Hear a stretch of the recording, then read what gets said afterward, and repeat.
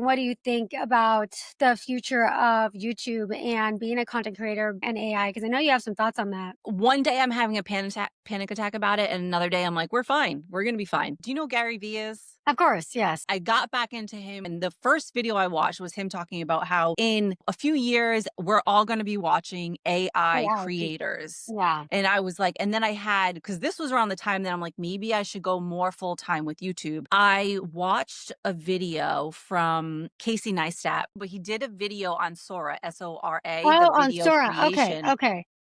And this was like, the video is so good, and they're making it into, like a social media feed.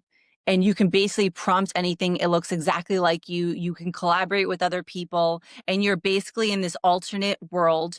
And you would think that people would not want it because it's not real, but it feels so real, and people that have access are getting addicted to it. And then I was watching another video yesterday, and he was interviewing a few creators, and they were saying that they have a few 100,000 subscribers, and they were saying the last like 6 months of videos they posted have not been them.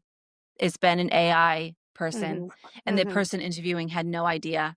And I was like, this is terrifying. But all I keep coming back to is like, I can't, it's going to take over most. As long as you can adapt to it, I think we'll be okay. I have no idea what it looks like. There's always something new every single day. Mhm. So do you think we're gonna be extinct? I have no idea. I don't think so. I've done a lot of just like thinking about it and watching a lot of videos on it. And you're always going to get the guys, the tech guys, the first adopters are going to be all excited about it. But like I was just watching a video from Tom Bellew or whatever. Basically, we're all going to be living in a video game, and we got like I don't know if you ever watched that movie or I read the book Ready Player One, and he equated it that our entire world's gonna be like Ready Player One. I'm like, well, that was like to me a cautionary tale because if you look at the real world they're living in, it was like the Matrix, it was like ugly, and they're all in these worlds. I was like, to me, that doesn't sound great. But he predicts there's going to be a huge split, a split between the people. Like there's going to be like even a resurgence of like Amish and like living like that, and then there's going to be the people that are in I think I watched that video, yeah. yeah, the Mhm. AI world. But then I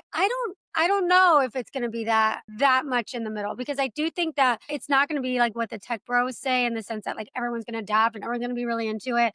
But I also don't think like there's gonna be a whole bunch of like Amish people. You know, I think it's gonna be people like you and I, people that are watches our videos. Other see, I work with creators all day long and like YouTubers and from what I see, it's like there's always going to be a place, like you said, the community. I think, and I do believe that something like YouTube is actually possibly going to be one of the, I don't want to say last places, but or it might even be the frontier of true human connection online.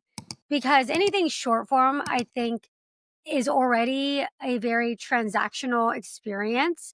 It's in the sense of like it's that dopamine hit that you've talked about. It's either entertaining or it's hitting some kind of dopamine. And so as long as that dopamine gets hit, I think people are going to be okay. And I think it happens a lot with short form content. The long form that I feel is different than short form is a true connection to the creator and that community that you're building. And that is where I think that the human connection and the human experience is always going to be relevant because I don't really want to know a AI bot's morning routine. I don't care how an AI fits into clothes. Like people say like, "Oh yeah, eventually we'll have like AI bodies or whatever."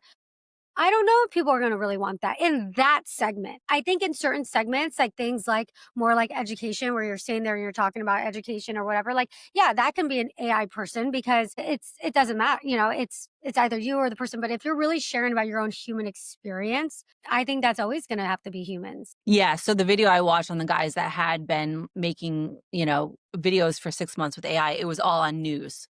And so Exactly. basically you're So just that totally regurgitating makes like, sense to me. yeah. Like news, entertainment reporting, right? Like e-news and all that kind of stuff. With what you're doing, Elle, you are sharing the human experience of what it's like to manage money. You're not sitting there educating people like, here's how you open up a 401k. You're truly sharing your own experience. So I think creators like you are going to continue to exist. And I actually been telling people that have more of education type channels that they need to either open it up more to their own personal lives, or have an element of vlogging or something that shares not just that talking head educational component. Cause that's where I see that can be just easily AI.